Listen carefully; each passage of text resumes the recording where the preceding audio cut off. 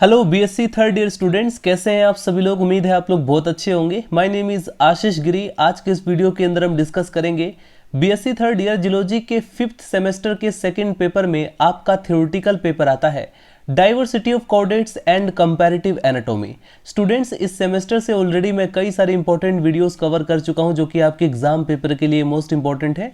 तो अगर आप उन वीडियोस को देखना चाहते हैं तो चैनल के अंदर जाकर देख सकते हैं, या फिर इसी वीडियो के डिस्क्रिप्शन बॉक्स में मैं आपको लिंक भी प्रोवाइड कर दूंगा। जैसे ही आप उस लिंक पर क्लिक करेंगे आप डायरेक्ट उस प्लेलिस्ट तक पहुंच जाएंगे। आज के इस वीडियो के अंदर हम डिस्कस करेंगे क्लास एम्फीबिया के जनरल फीचर्स के बारे में। बीएससी के एग्जाम पेपर में कई बार लॉन्ग क्वेश्चन में पूछा गया है, describe the general characteristics and classification of class amphibia. तो क्लासिफिकेशन को तो हम नेक्स्ट वीडियो के अंदर कवर कर लेंगे, लेकिन आज हम डिस्कस करेंगे क्लास एम्फीबिया के जनरल फीचर्स के बारे में। इसको आप लोगों को पॉइंट वाइज नोट डाउन करना है और इसे मैं आपको ये भी बताऊंगा कि कैसे आप इसे याद रख सकते हैं। कई बार ऐसा होता है कि बीएससी के एग्जाम पेपर में जैसे ही आप एग्जाम पेपर में बैठते हैं तो आपको सब भूल जाते हैं, दिमाग से निकल जाता है। तो उसको याद करने का तरीका क्या है वो सब मैं इस वीडियो के अंदर आपको बताने वाला हूँ। तो चलिए स्टूडेंट्स, वीडियो को स्टार्ट करते हैं। हेडिंग डाल लीजिए इंट्रोडक्शन।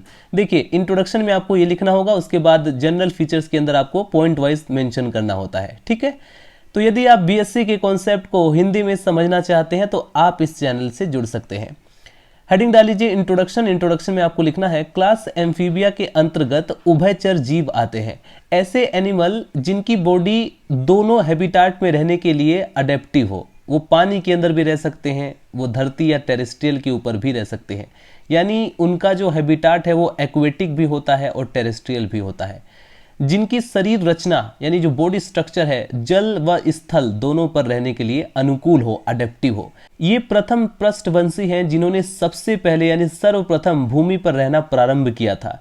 ये डिवोनियन युग में क्रोसोप्टेरिजियन पूर्वजों से विकसित हुए माने जाते हैं। इनकी लगभग 3000 जातियां हैं। अभी इस समय आप लोग लिखेंगे 3000 स्पीसीज मेंशन करना है आपको, तथा इतनी ही संख्या में स्टूडेंट जीवाश्म भी मिलते हैं। इनके फॉसिल्स भी रिकॉर्ड किए गए हैं, देखे गए हैं। इनके विशिष्ट गुण निम्न प्रकार हैं। इनके स्पेशल जो फीचर्स हैं वो निम्न प्रकार है। तो एक चीज आपने देखा कि भले इसमें 3000 स्पीसीज है जो कि लिविंग है, जो इस समय भी जीवित हैं, लेकिन बहुत सारी ऐसे स्पीसीज हैं जो कि फॉसिल के रूप में देखी गई हैं, यानी वो जिंदा नहीं है लेकिन उसके बॉडी के जो अवशेष रहते हैं वो हमें इस समय भी पड़े हुए हैं, जिससे हमें पता चलता है कि इनकी टोटल अगर आप देखोगे तो लगभग 5500 से 6000 स्पीसीज हैं। स्टूडेंट्स, अब आप लोग नोट डाउन करेंगे general features of class amphibia, point wise note down करेंगे। नंबर फर्स्ट पॉइंट में आपको लिखना है एम्फीबियस एनिमल जो होते हैं ये जल तथा स्थल दोनों पर समान रूप से रहते हैं, क्योंकि इनकी बॉडी दोनों के लिए अडेप्टिव होती है, दोनों के लिए अनुकूल होती है। मान लीजिए कभी इन्हें जमीन पर खतरा है तो पानी में चले जाते हैं, पानी में अगर किसी भी प्रकार का कोई खतरा महसूस होता है तो जमीन पर चले जाते हैं। दोनों के लिए इनका जो बॉडी है वो अडेप्टिव है। नंबर सेकेंड, इनकी जो बॉडी होती है वो हेड, ट्रंक तथा पूंछ यानी टेल में डिफरेंशिएट रहती है। 3 पार्ट इसकी बॉडी में पाए जाते हैं। एन्यूरा में पुच्छ अनुपस्थित होता है, ठीक है। जब हम इसका क्लासिफिकेशन डिस्कस करेंगे तो एन्यूरा के फीचर्स को भी देखेंगे। एन्यूरा का खास जो फीचर है वो यही है कि इसमें टेल अनुपस्थित रहता है। इसके बाद पॉइंट नंबर थर्ड आपको नोट डाउन करना है, शरीर पर 2 जोड़ी पेंटाडक्टाइल लिम्स होते हैं, यानी 5 अंगुलियां उसमें पाई जाती हैं उस लिम्स में, और अग्र पादों में यानी जो आगे वाले पैर होते हैं उसमें 4 तथा पश्च पाद यानी जो पीछे वाले पैर होते हैं उसमें 5 अंगुलियां होती हैं। और इन्हीं लिम्स की मदद से ये जो क्लास एम्फीबिया के एनिमल्स हैं वो लोकोमोशन करते हैं, यानी कि एक जगह से दूसरी जगह जाने में सक्षम होते हैं।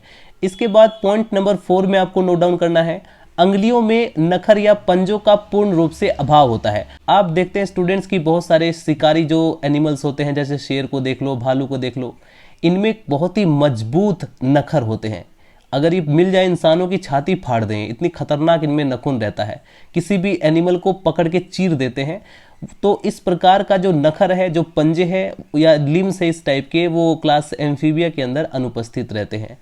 जब भी आप क्लास एम्फीबिया को पढ़ रहे हो ना, इनके जनरल फीचर्स को जब हम डिस्कस कर रहे हैं तो आप अपने माइंड में फ्रॉग को अज्यूम कीजिए। आप अज्यूम कीजिए कि जैसे हम किसी मेढक के जनरल फीचर्स को पढ़ रहे हैं, ठीक है, उससे आप रिलेट करोगे तो आपको आसानी से समझ में आ जाएगा और आप इसे आसानी से याद भी रख सकेंगे। याद रखने की सबसे बेहतरीन टेक्निक ये है सभी फीचर्स को कि जिस प्रकार से आप भी खाना खाते हैं, आप भी रहते हैं, आपकी बॉडी डिवाइड है, आपकी बॉडी के अंदर कई प्रकार की फिजियोलॉजिकल एक्टिविटीज़ हैं जैसे कि रेस्पिरेशन, रिप्रोडक्शन, डाइजेशन। इसी प्रकार से ये भी तो एनिमल है, इसकी बॉडी में भी इस प्रकार की फिजियोलॉजिकल एक्टिविटीज़ होती हैं। तो अपने से रिलेट करके इनके पॉइंट्स आप आसानी से याद रख सकते हैं, ठीक है, लेकिन शर्त सिर्फ इतनी है कि आपको इन सभी को याद रखना पड़ेगा। पॉइंट नंबर 5 में आपको नोट डाउन करना है, इनका जो हेड होता है सिर में एक जोड़ी नासा छिद्र होते हैं जो कि बक्कल कैविटी यानी कि मुख गुहा में खुलते हैं। नंबर 6 पॉइंट में नोट डाउन करेंगे, मीडियन फिन केवल लार्वा अवस्था में ही होता है किंतु कुछ एडल्ट जंतुओं में भी यह उपस्थित होता है। पॉइंट नंबर 7 में आपको लिखना है, त्वचा पर सल्क, अस्थिल पट्टिकाएं या प्रशल्क नहीं होते हैं। त्वचा में ग्लैंड्स प्रेजेंट रहती है, ग्रंथियां होती हैं। त्वचा जो है वो श्वसन में भी सहायता करती है, रेस्पिरेशन में भी हेल्प करती है। इनकी जो खोपड़ी होती है वो ऑटोस्टाइलिक होती है, इसमें 2 ऑक्सीपिटल कोंडाइल प्रेजेंट रहते हैं। कपाल या क्रेनियम कार्टिलेज का बना होता है। इसके बाद पॉइंट नंबर 9 में आपको लिखना है, अगर हम दांतों की बात करें तो मैक्सिलरी व वोमेरिन इसमें दांत प्रेजेंट रहते हैं। नंबर 10 पॉइंट, पसलियां जो है उनके अंदर अनुपस्थित रहती है या फिर स्टर्नम से जुड़ी नहीं रहती है, ठीक है। अगर आप लोग बोन की स्ट्रक्चर आपने पढ़ा होगा तो आप अच्छी तरह से समझ गए होंगे हम किस स्टर्नम की बात कर रहे हैं। पॉइंट नंबर 11 में नोट डाउन करेंगे, इनमें जो रेस्पिरेशन होता है, ये जो सांस लेते हैं वो गिल्स के द्वारा लेते हैं, लंग्स के द्वारा लेते हैं और स्किन के द्वारा भी ये लोग सांस लेते हैं। और यही ऐसा कारण है जिसकी वजह से स्टूडेंट्स इन्होंने दोनों के दोनों हैबिटाट को अडेप्ट कर लिया, एक्वेटिक को भी और साथ में टेरेस्ट्रियल को भी, क्योंकि तीनों प्रकार से आप सांस ले सकते हैं, गिल्स से भी ले सकते हैं, लंग्स से भी ले सकते हैं, स्किन के द्वारा भी ले सकते हैं, ठीक है। इनके अंदर जो गैसियस एक्सचेंज होता है वो तीनों मेथड से हो सकता है। इसके बाद पॉइंट नंबर 12 में नोट डाउन करना है स्टूडेंट्स, इनमें जो हार्ट होता है वो 3 वेस में 3 चैम्बर्स में डिवाइड रहता है। 2 इसमें अलिंद होते हैं, ऑरिकल्स होते हैं, 1 इसमें वेंट्रिकल होता है। इसके बाद आगे नोट डाउन करेंगे, साइनस विनोसस या जिसे हम सीरा पात्र कहते हैं तथा अल्प विकसित कोनस आर्टियोसस उपस्थित होते हैं। इसके बाद इनमें जो ब्लड सेल्स होती हैं, रुधिर कणिकाएं होती हैं, वो न्यूक्लिएटेड होते हैं, उसमें न्यूक्लियस प्रेजेंट रहता है। पॉइंट नंबर 14 में आपको नोट डाउन करना है स्टूडेंट्स, धमनी तंत्र में 2 सिस्टेमिक या दैहिक चापें जिसे हम सिस्टेमिक आर्क बोलते हैं वो प्रेजेंट होती है। सीरा तंत्र में रीनल पोर्टल सिस्टम तथा हिपेटिक पोर्टल सिस्टम प्रेजेंट रहते हैं। पॉइंट नंबर 15 में आप लोग नोट डाउन करेंगे, मस्तिष्क में सेरिब्रल गोलार्ध पूर्ण रूप से विकसित होते हैं किंतु कार्पोरा स्ट्रिएटा अल्प विकसित होते हैं। इसके बाद आगे पॉइंट नंबर 16 में नोट डाउन करेंगे, कपाल तंत्रिकाएं जो होती हैं यानी जो क्रेनियल नर्व्स होती हैं वो 10 जोड़ी प्रेजेंट रहती है, 10 पेयर। इसके बाद पॉइंट नंबर 17 में जो बाह्य कर्ण होता है वो अनुपस्थित होता है। पॉइंट नंबर 18 में नोट डाउन करेंगे, जो आहार नाल होता है, जो एलिमेंट्री कैनाल होता है, मूत्राशय तथा जनन वाहिनियां क्लोएका में खुलती हैं, राइट। इसके बाद स्टूडेंट्स पॉइंट नंबर 19 जो कि रिप्रोडक्शन से रिलेटेड है या सेक्स ऑर्गन से रिलेटेड है, उसमें आपको लिखना है, नर व मादा जो जनन अंग होते हैं, मेल और फीमेल जो रिप्रोडक्टिव ऑर्गन्स होते हैं वो अलग अलग जंतुओं में पाए जाते हैं। यानी male sex organs male animal के अंदर प्रेजेंट होगा, female sex organs female body के अंदर प्रेजेंट होगी। इनके डेवलपमेंट में लार्वा स्टेज प्रेजेंट रहती है और हमें अच्छी तरह से पता है कि अगर किसी एनिमल के डेवलपमेंट स्टेज में लार्वा स्टेज प्रेजेंट है, इट मीन्स कि उसमें जो डेवलपमेंट है वो इनडायरेक्ट हो रहा है। और इनडायरेक्ट हो रहा है इसका मतलब पहले इसमें मेटामॉर्फोसिस होगा तब वो जाकर एडल्ट में कन्वर्ट होगा। स्टूडेंट्स यहाँ पर एक और मोस्ट इंपॉर्टेंट फीचर्स आप लोग लिख सकते हैं, यानी टोटल आपके 20 पॉइंट्स हो जाएंगे। इनमें जो फर्टिलाइजेशन होता है वो यूजुअली एक्सटर्नल होता है। यूजुअली हमने क्यों बोला, क्योंकि कुछ एनिमल्स में हमें देखने को मिला कि इंटरनल फर्टिलाइजेशन भी होता है। और फाइनली जाते जाते मैं आपको ये भी बता देता हूं कि एक्सटर्नल और इंटरनल फर्टिलाइजेशन में डिफरेंस क्या होता है।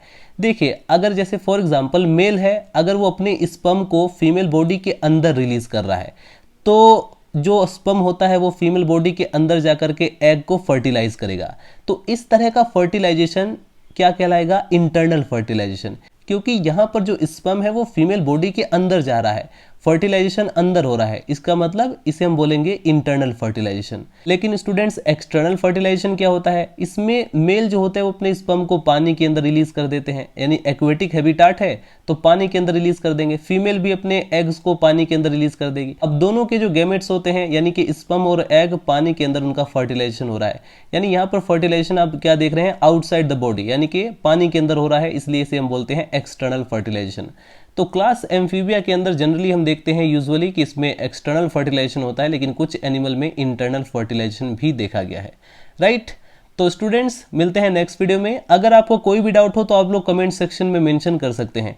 नेक्स्ट वीडियो के अंदर हम क्लास एम्फीबिया के क्लासिफिकेशन को डिस्कस करेंगे। मिलते हैं नेक्स्ट वीडियो में। Bye bye, Tata.